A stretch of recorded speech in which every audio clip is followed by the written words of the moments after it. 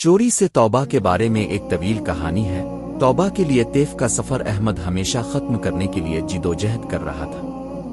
انہوں نے ایک سے زیادہ ملازمتوں کا کام کیا، لیکن ان کی آمدنی اپنے خاندان کے لیے فراہم کرنے کے لیے کافی کبھی نہیں تھا۔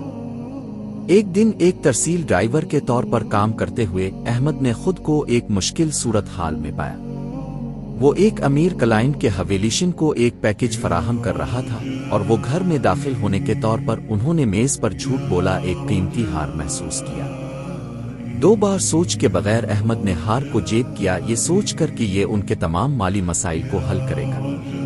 لیکن جیسے ہی وہ گھر سے نکل گیا، اس نے اپنے ضمیر پر بھاری وزن محسوس کیا۔ وہ گناہ اور شرم کے احساس سے دور نہیں کر سکتا۔ دنوں میں تبدیل ہو گیا اور احمد کے جرم صرف مضبوط ہو گیا۔ وہ رات کو سونے نہیں کر سکتا تھا، ہار اور مالک کے نقصان کے بارے میں سوچ۔ وہ جانتا تھا کہ اسے ہار واپس کرنا پڑا، لیکن وہ نتائج سے خوفزدہ تھا۔ ایک دن احمد نے مقامی امام سے رہنمائی حاصل کرنے کا فیصلہ کیا۔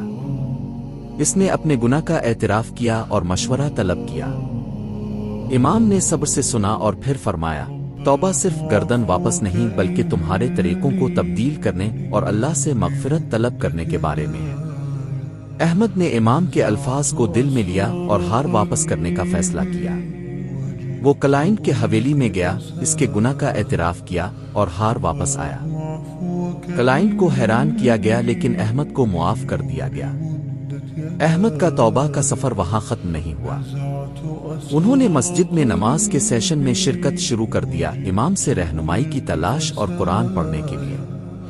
انہوں نے ایک مقامی صدقہ میں رضاکارانہ طور پر شروع کر دیا، ضرورت میں ان کی مدد۔ جیسا کہ احمد نے اپنے سفر پر جاری رکھا، اس نے امن اور سکون کا احساس محسوس کیا جو اس نے پہلے کبھی تجربہ نہیں کیا تھا۔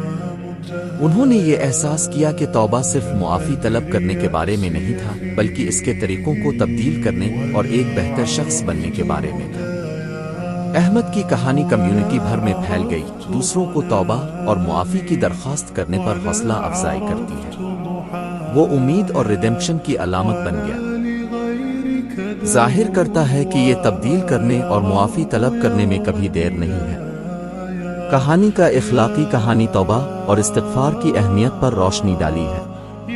یہ سچ توبہ نہ صرف کیا جاتا ہے، واپس لے لیا جاتا ہے، لیکن ایک کے طریقوں کو تبدیل کرنے اور خدا سے بخشش طلب کرنے میں شامل ہے، ظاہر کرتا ہے کہ